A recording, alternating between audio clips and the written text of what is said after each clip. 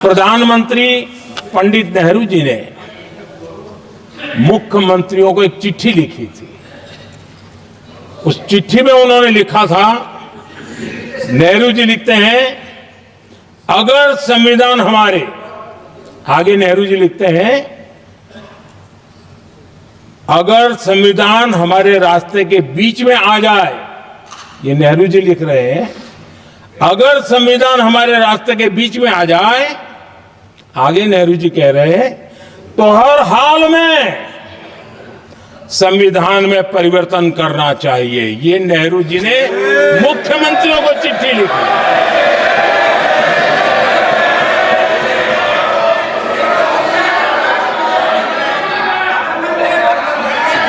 और आदरणीय सभापति जी,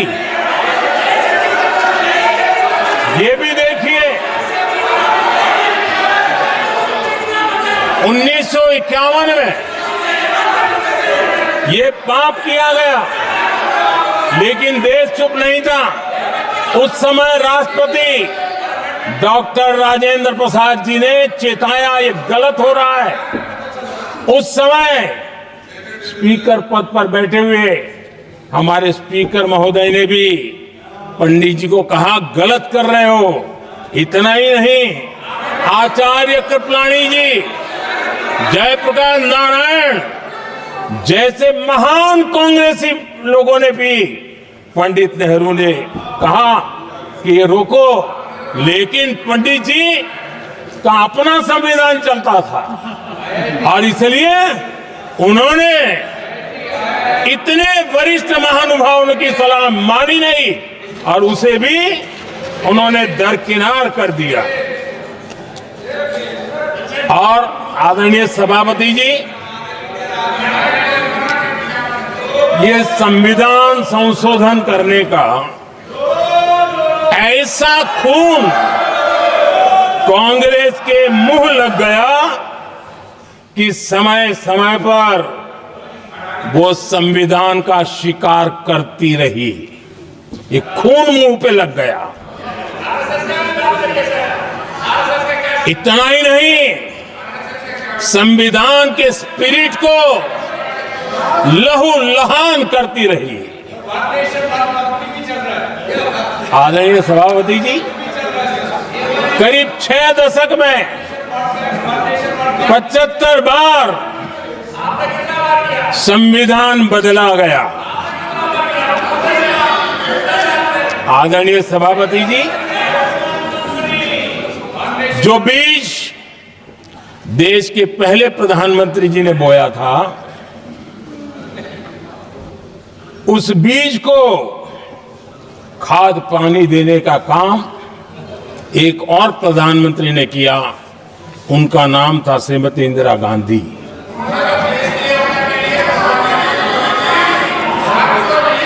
जो पाप पहले प्रधानमंत्री करके गए और जो खून लग गया था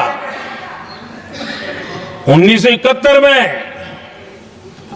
सुप्रीम कोर्ट का एक फैसला आया था। उस सुप्रीम कोर्ट के फैसले को संविधान बदल करके पलट दिया गया और 71 में यह संविधान संशोधन किया गया था। और क्या था, उन्होंने हमारे देश की अदालत के पंख काट दिए थे और यहां पर तो किया था कि संसद संविधान के किसी भी आर्टिकल में जो मर्जी पड़े वो कर सकती है और अदालत उसकी तरफ देख भी नहीं सकती है। अदालत के सारे अधिकारों को छीन लिया गया था। ये पाप 1971 में उस समय की प्रधानमंत्री श्रीमती इंदिरा गांधी ने किया था।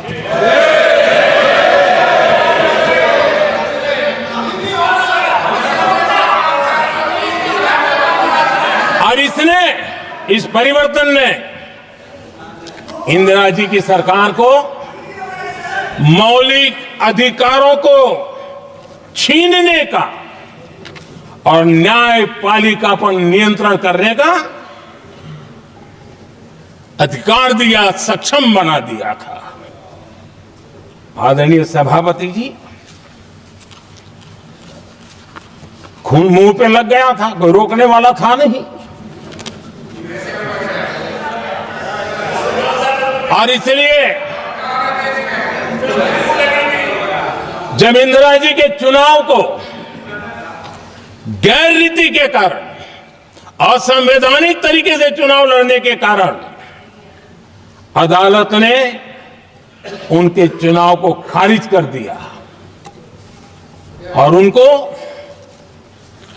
एमपी पद छोड़ने की नौबत आई, तो उन्होंने गुस्से में आकर के देश पर इमरजेंसी थोप दी, आपातकाल लगा दिया अपनी कुर्सी बचाने के लिए। और उसके बाद इतना ही नहीं, उन्होंने इमरजेंसी तो लगाई, संविधान का दुरुपयोग तो किया ही किया, भारत के लोकतंत्र का गला तो घोंट ही दिया। लेकिन 1975 में 39वां संशोधन किया और उसमें उन्होंने क्या किया, राष्ट्रपति, उपराष्ट्रपति, प्रधानमंत्री, अध्यक्ष, इनके चुनाव के खिलाफ कोई कोर्ट में जा ही नहीं सकता है, ऐसा उन्होंने, और वो भी रिट्रोस्पेक्टिव किया, आगे के लिए नहीं, पीछे का भी, अपने पापों का भी उन्होंने। और आदरणीय सभापति जी, मैं संविधान की बात कर रहा हूं, मैं संविधान के आगे पीछे कुछ नहीं बोल रहा हूं।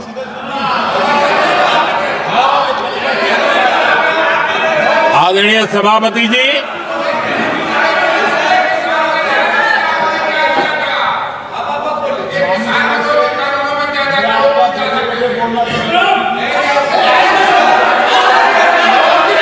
आदरणीय सभापति जी, इमरजेंसी में लोगों के अधिकार छीन लिए गए, देश के हजारों लोगों को जेलों में ठूंस दिया गया, न्यायपालिका का गला घोंट दिया गया, अखबारों की स्वतंत्रता पर ताले लगा दिए गए। इतना ही नहीं, कमिटेड जुडिशरी, इस विचार को उन्होंने पूरी ताकत दी। और इतना ही नहीं, जिस जस्टिस एच.आर. खन्ना ने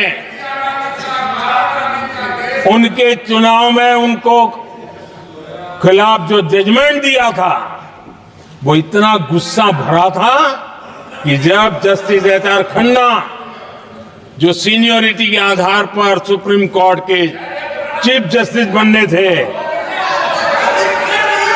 जिन्होंने संविधान के सम्मान करते हुए उस पीरियड से इंदिरा जी को सजा दी थी, उन्होंने मुख्य न्यायाधीश नहीं बनने दिया। ये संविधान और लोकतांत्रिक प्रक्रिया नहीं।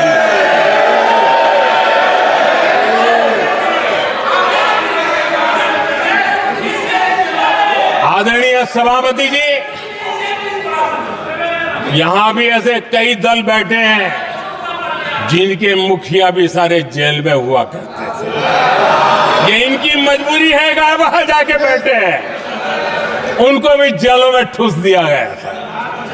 आदरणीय सभापति जी, देश पर जुल्म तांडव चल रहा था, निर्दोष लोगों को जेलों में ठूस दिया जाता था, लाठियां बरताई जाती थी, कई लोग जेलों में मौत के शरण हो गए थे, और एक निर्दयी सरकार संविधान को चूर चूर करती रही थी। आदरणीय सभापति जी, ये परंपरा यहां नहीं रुकी। जो परंपरा नेहरू जी ने शुरू की थी, जिसको दूसरे प्रधानमंत्री जी इंदिरा जी ने आगे बढ़ाया, क्योंकि खून मुंह पे लग गया था, और इसलिए राजीव गांधी जी प्रधानमंत्री बने। उन्होंने संविधान को एक और गंभीर झटका दे दिया। सबको समानता, सबको समानता, सबको न्याय, उस भावना को चोट पहुंचाई। आदरणीय सभापति जी, आपको मालूम है सुप्रीम कोर्ट ने शाहबानो का जजमेंट दिया था। एक भारत की महिला को न्याय देने का काम संविधान की मर्यादा और स्पिरिट के आधार पर देश की सुप्रीम कोर्ट ने दिया था। एक वृद्ध महिला को उसका हक मिला था सुप्रीम कोर्ट से, लेकिन उस समय के प्रधानमंत्री राजीव गांधी ने शाहबानो की उस भावना को, सुप्रीम कोर्ट की उस भावना को नकार दिया और उन्होंने वोट बैंक की राजनीति के खातिर संविधान की भावना को बलि चढ़ा दिया और कट्टरपंथियों के सामने सर झुकाने का काम कर दिया। उन्होंने न्याय के लिए तड़प रही एक वृद्ध महिला को साथ देने के बजाय उन्होंने कट्टरपंथियों का साथ दिया। संसद में कानून बना करके सुप्रीम कोर्ट के निर्णय को फिर एक बार पलट दिया गया। आदरणीय सभापति जी, बात वहां से नहीं अटकी है। नेहरू जी ने शुरू किया, इंदिरा जी ने आगे बढ़ाया और राजीव जी ने भी उसको ताकत दी, खाद पानी देने का काम किया। क्यों? संविधान के साथ खिलवाड़ करने का लहू उनके मुंह लग गया था। आदरणीय सभापति जी, अगली पीढ़ी भी इसी खिलवाड़ में जुड़ी पड़ी है। एक किताब को मैं कोट कर रहा हूं, उस किताब में जो लिखा गया है और उसमें प्रधानमंत्री उस समय के मेरे पहले जो प्रधानमंत्री थे उनको कोट किया है। उन्होंने कहा है, मुझे यह स्वीकार करना होगा कि पार्टी अध्यक्ष सत्ता का केंद्र है। ये मनमोहन सिंह जी ने कहा है, जो एक किताब में लिखा गया है। मुझे यह स्वीकार करना होगा कि पार्टी अध्यक्ष सत्ता का केंद्र है। सरकार पार्टी के प्रति जवाबदेह है। इतिहास में पहली बार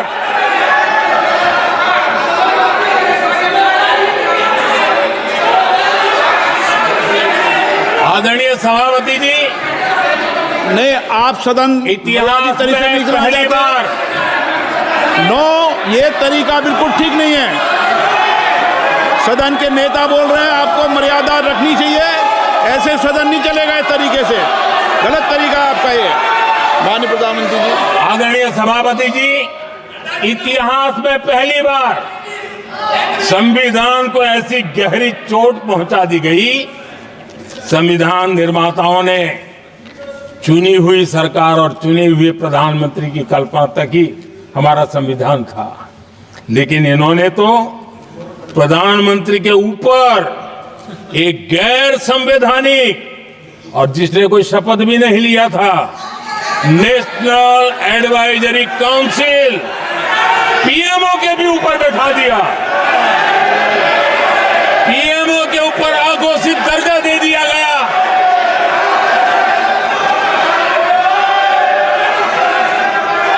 आदरणीय सभापति जी, इतना ही नहीं, और एक पीढ़ी आगे चले और उस पीढ़ी ने क्या किया?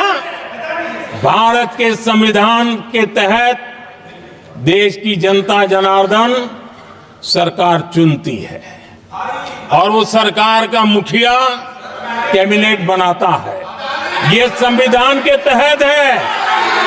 इस कैबिनेट ने जो निर्णय किया, संविधान का अपमान करने वाले अहंकार से भरे लोगों ने पत्रकारों के सामने कैबिनेट के निर्णय को फाड़ दिया।